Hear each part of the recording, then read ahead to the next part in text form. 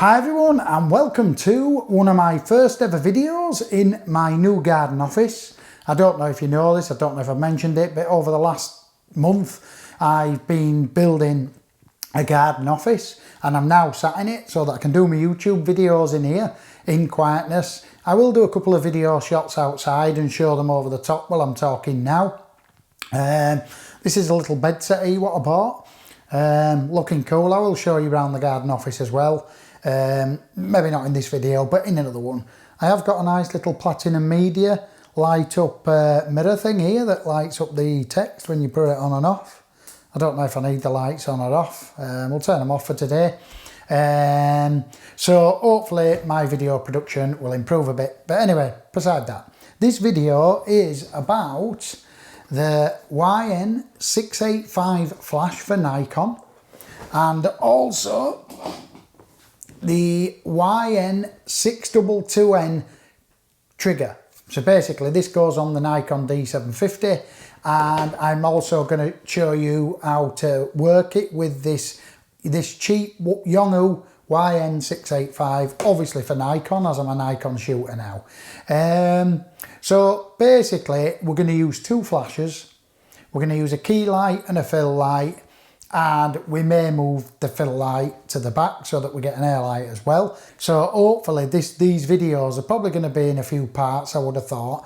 Hopefully it won't only teach you how to use the Nikon, it'll also teach you how to use manual flash, because on all the shots that we're going to do or whatever we're going to photograph, it's going to be manual flash, no ETTL. Now these YN622Ns with these YN685s are ETTL, so in reality now I could just put a flash behind me or bounce it off this wall and take a picture of me in ETTL and it would work. But for the purpose of the video we're going to use manual, and the idea behind manual is to teach you how to use your flash basically. ETTL's okay, but when it gets it wrong you need to understand manual. So we're now going to put a subject onto this table here and we'll use off-camera flash. I'm going to start off with camera settings at like 200 of a second, f8 at ISO 100. So hopefully with those settings, when I put say I was photographing this trigger there, it shouldn't take in any ambient light. I don't want to take in any ambient light for this exposure.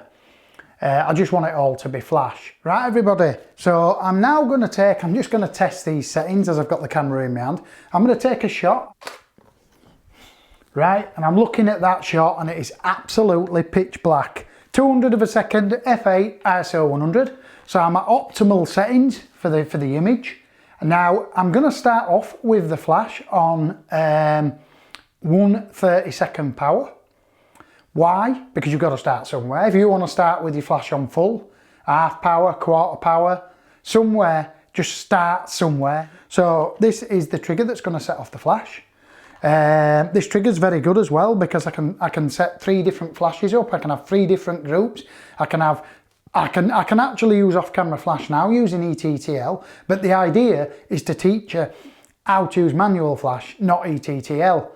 We may do a couple of shots in ETTL as if we was at a wedding and we didn't have time to put it in manual, and we were just, let's say that was the bride there getting her makeup on and you had your flash over where I'm going to put this one in the corner of the room and you were just walking around taking pictures.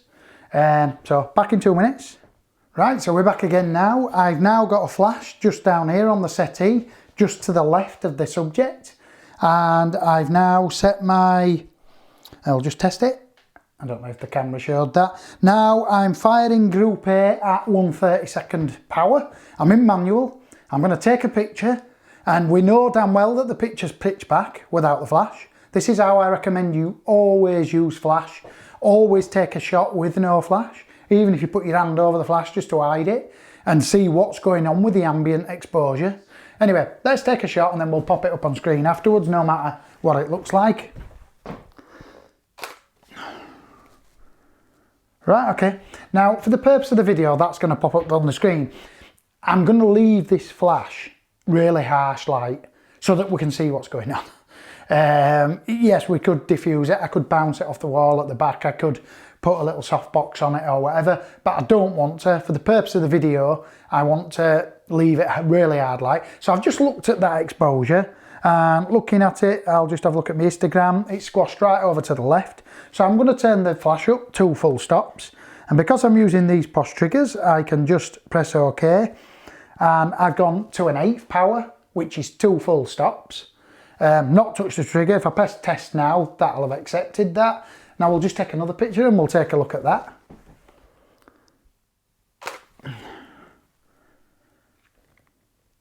And I'm looking at my histogram, and it's about 3/4 of the way along. I've got no clipping, so it's looking okay. You'll see the shot. So if this was a model now, we could just, now everything's set up in manual, I could just walk around here now, photographing and getting a makeup on, doing whatever, and it'll do the job nicely. But for the purpose of the video, I'm going to set up another flash. So we're going to pop out this flash. Hopefully there'll be some batteries in it. And basically this one's going to go to the shadow side now. I'm going to lift the shadow side. But I do want a shadow there. I'm going to treat the camera as if it was a model, not a camera. Otherwise, I'd want to light that camera nicely so that you can read alt logos and stuff. So I'm going to turn the flash on. I'm going to turn it down 1 full stop for now, lower than the key light. Now, it don't mean much now, but we will get into it later. So if I go, let's see, that's an 1/8 power, so we'll go down to group B. Oops, an 1/8 power, press OK. Group, go down to group B. So I've put group B on the same output. I'm now going to turn it down to a 30-second power, which is 2 full stops darker than this flash. And that's because I still want a bit of a shadow there. But this is only going to sort of work if I put the flash the exact same distance from the subject as the key light. So for now, it's just a figure. They're both fine. I'll take the shot again now and you'll see the difference. Oh, come in a minute.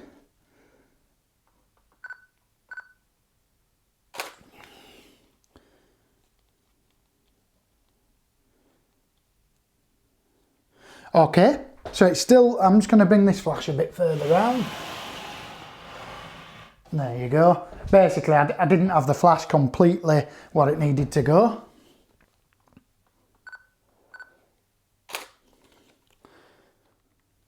Right, okay, so for the purpose of the video, it's still a little bit dark, is that shadow? So I'm going to go to group B and I'm going to turn it up to a 16th power. So I've turned it up 1 full stop on the right hand side. The key light's already set. Let's try that. Let's press the test.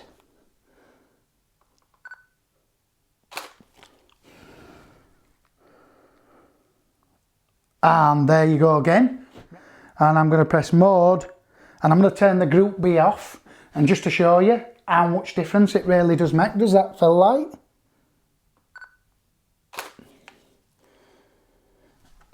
And I'll show you the before and after. Basically, I hope this video helps. It's very basic and it may go on for 10 minutes by the time I've edited it, but it's meant to be for people who don't fully understand how to use a flash.